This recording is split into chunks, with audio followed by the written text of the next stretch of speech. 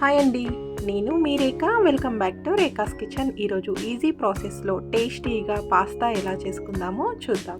ఈ పాస్తాని ఎటువంటి సాస్ కానీ లేదా వెజిటేబుల్స్ కానీ వాడకుండా సింపుల్ ప్రాసెస్లో 5 మినిట్స్లో ఎలా రెడీ చేసుకుందామో చూద్దాం. పాస్తా ఉడికించుకోవడానికి ముందుగా స్టవ్ పైన వాటర్ని పెట్టుకొని ఆ వాటర్లోకి 1 స్పూన్ సాల్ట్ అలాగే 1 స్పూన్ ఆయిల్ని వేసుకొని మనం ఈ వాటర్ని మరిగించుకోవాలి. వాటర్ మరిగిన తర్వాతే మనం పాస్తా వేసుకోవాలండి. నేను ఇలా 1/2 kg పాస్తాని తీసుకొని రెడీగా పెట్టుకోవాలి.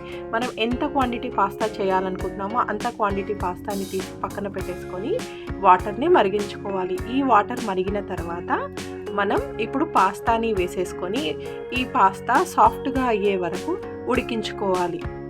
మనకు పాస్తా మొత్తం సాఫ్ట్గా ఉడికే వరకు కుక్ చేసుకోవాలండి. కొంచెం గట్టిగా ఉన్నా మనకు టేస్ట్ సరిగ్గా ఉండదు. అందుకే మనం ఈ పాస్తాని మూత పెట్టేసి ఒక 10 మినిట్స్ పాటు సాఫ్ట్గా అయ్యే వరకు ఉడికించుకోవాలి. మనకు ఒక 10 మినిట్స్ మనం కుక్ చేసుకున్నామంటే మనకు పాస్తా ఈజీగా సాఫ్ట్గా ఉడికిపోతుంది. మనకు పాస్తా ఉడికిందా లేదో తెలుసుకోవడం కోసం మనం ఇలా ఒక పాస్తాని తీసుకొని మరొక స్పూన్తో కట్ చేసి చూసామంటే ఈజీగా విరిగిపోయింది అంటే మనకు పాస్తా కుక్ అయిపోయినట్టు. చూసారు కదా, ఇలా ఒక పాస్తాని తీసుకొని మనం ఇలా స్పూన్తో కట్ చేసి చూస్తే ఈజీగా విరిగిపోవాలి.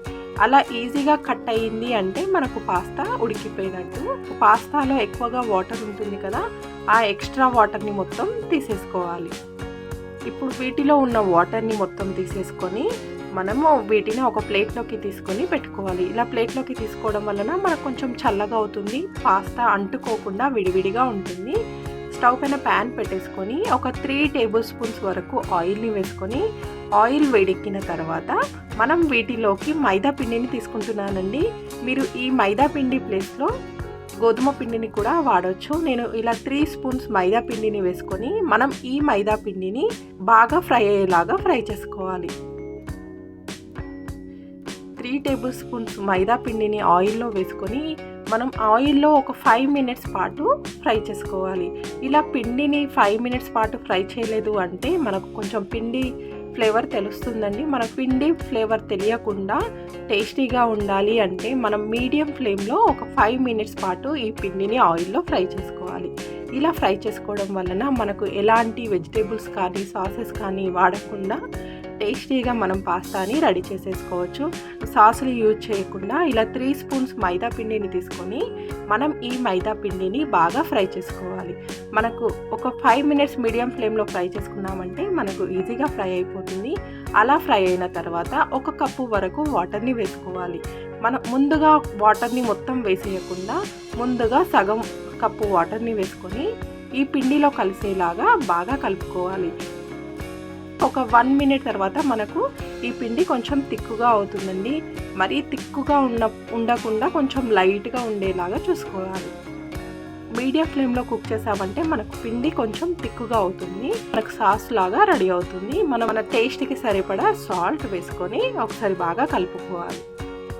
మనం ఇలా సింపుల్ ప్రాసెస్లో 5 మినిట్స్లో పాస్తాని రెడీ చేసేసుకోవచ్చండి. మనకు బ్రేక్ఫాస్ట్ చేయడానికి ఎక్కువ టైం లేనప్పుడు ఇలా ఈజీగా 5 మినిట్స్లో బ్రేక్ఫాస్ట్ని రెడీ చేసేసుకోవచ్చు. చూసారు కదా, మనకు ఈ విధంగా తిక్కుగా అవుతుంది ఒక 1 మినిట్ కుక్ చేసిన తర్వాత. అలాగే మనం ఇంతకుముందు మిగిలించుకున్న వాటర్ని మొత్తం వేసేసుకుని మరొకసారి బాగా కలుపుకోవాలి.